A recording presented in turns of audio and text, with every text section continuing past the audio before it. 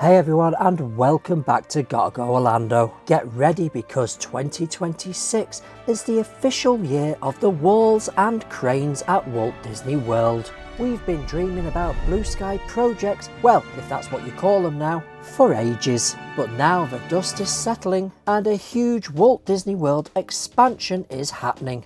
And it's happening super fast. Today we are exploring the massive transformation of the former Muppets Courtyard into Monstropolis, aka Monsters Inc. Land, and the former Animation Courtyard, aka Walt Disney Studios. We've got new permits, fresh aerial photos from Bioreconstruct to break down, and concept art to talk about. And now some very impressive foundations for what will be the Doors Coaster. So let's dive right in. So let's start off with the streets of Monstropolis. Lots is happening in the former Grand Avenue area. Yes, the attraction Muppets 3D Vision, Pizza Rizzo, Mama Melrose Ristorante Italiano are now being stripped out of all the Muppet Land aesthetics. Even the central fountain, trees, plant life and walkways have been ripped up, ready for construction to begin.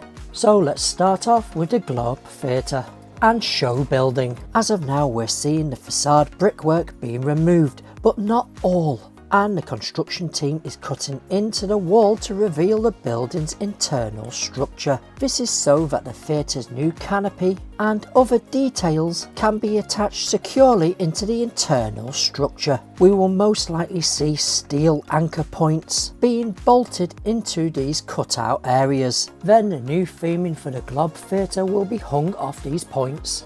In February of this year, a new permit was filed for 365 Cypress Drive, mentioning two companies, John Richards' company, who are working on the show set scenery graphics that suggest they are focused on working on the building's exterior. Then the second company is Solo Tech, who specialises in high-end audio visual. It looks like they will be handling the new show screen and audio for the pre-show and theatre. Then in March of this year, filings for interior set installation with the contractor Adirondack Studios, known for their high detailed scenic work like Galaxy's Edge and Pandora, to install set elements. The move to set elements suggests that the interior demolition is finished and the creative build out has begun. We also note that work is being carried out on the building's roof, which according to concept art will be to extend the building higher to enhance the city's aesthetics and improve the sightlines, hiding Galaxy's Edge Mountains, which is located at the rear of this building. These extensions will include signage and apartment building windows. We can also assume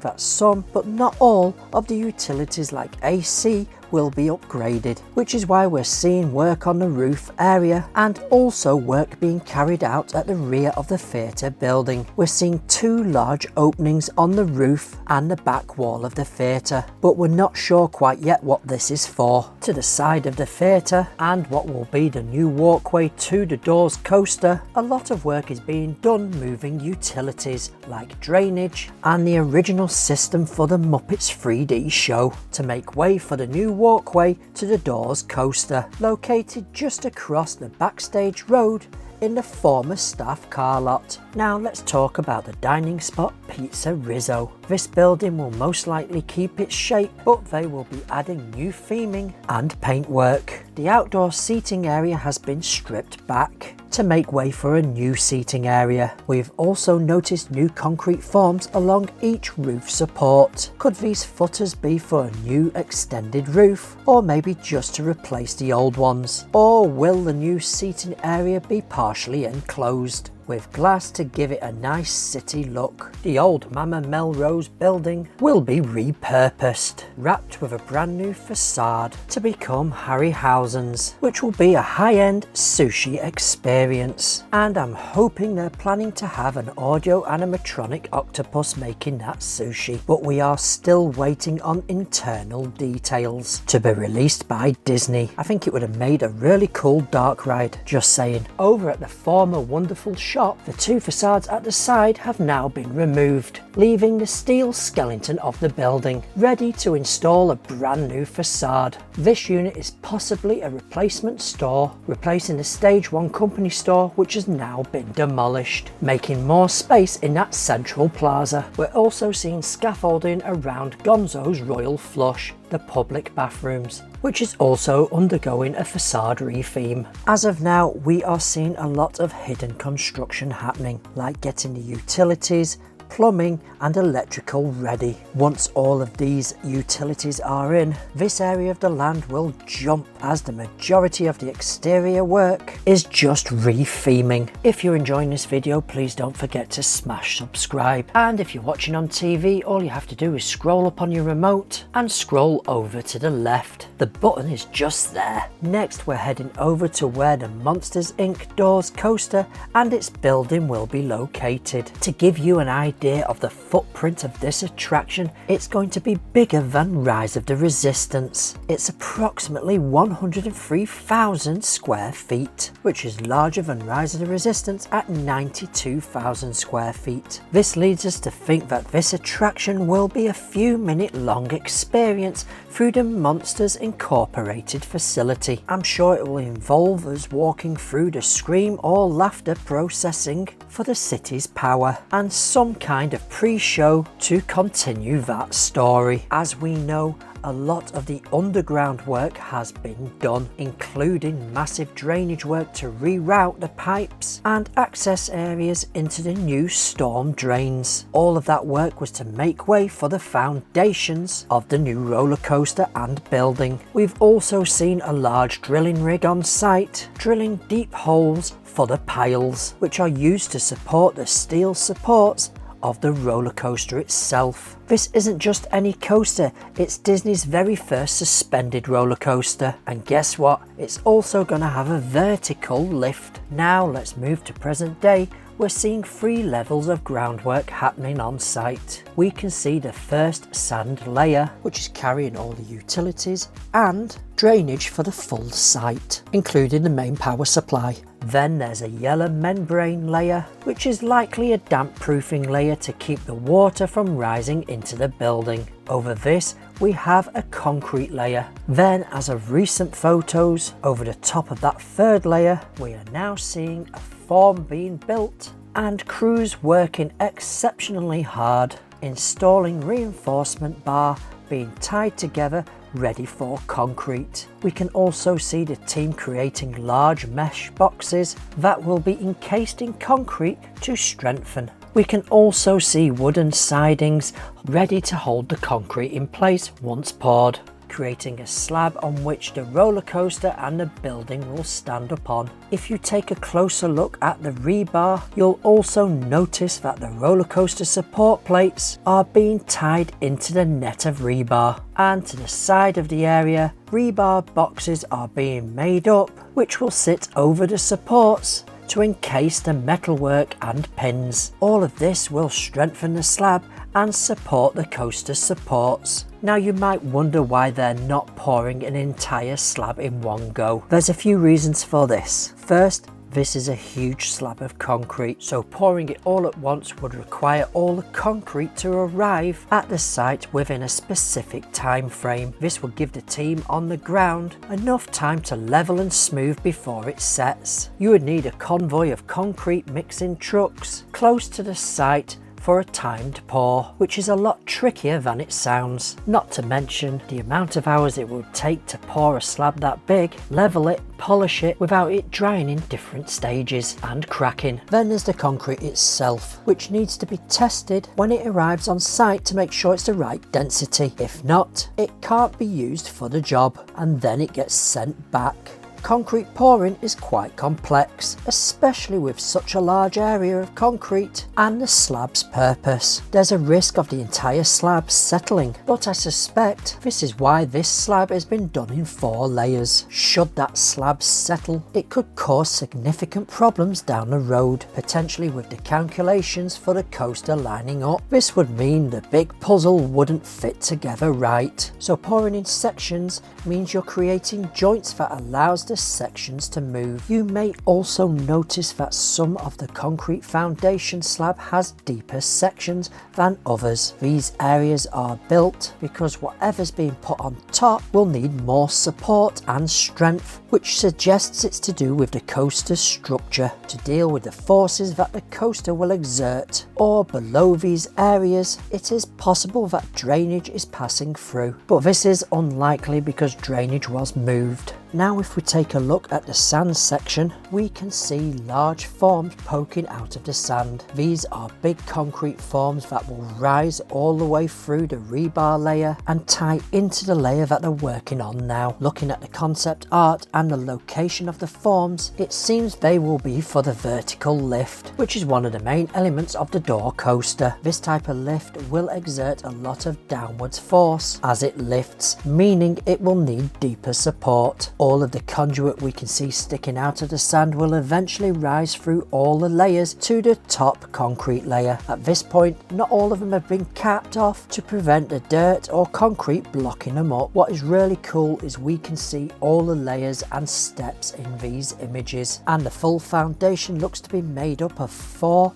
or 5 concrete slabs. And once all that rebar work and forming is complete and the concrete is poured in and it's set, we'll start to see steelwork rise, and most likely it will begin with the building skeleton, similar to what we have seen in Animal Kingdom at the Encanto show building. I'll post a card right here to this construction update. I just want to take a moment to thank BioReconstruct on X and on YouTube for taking these amazing aerial photos. Please check them out and support. Okay, so that's what's happening on this site. We'll take a short break and we'll be back to check out the former Animation Courtyard, which is now transforming to be Walt Disney Studios. Enjoying the video so far? We hope so. If you're finding it helpful or just having fun watching, don't forget to smash subscribe and give us a thumbs up and share with your friends and family, as it really does help the channel grow and keeps the good vibes going. Love Orlando, so do we. That's why we created GottaGoOrlando.com, your one-stop guide to everything happening in Orlando, Florida. From the latest theme park news to seasonal events, insider guides and so much more, we've got you covered. Planning your trip, we've teamed up with Florida Tix for unbeatable deals on theme park tickets, and with Booking.com North America for flights, hotels, car rentals and theme park and attraction tickets all in one place. Need wheels while you're there? Check out our partner Rent Cars, where you can easily compare prices and find the perfect ride for your Orlando adventure. All the links are waiting for you in the description down below. So take a peek, plan your trip and get out there and go and make some memories.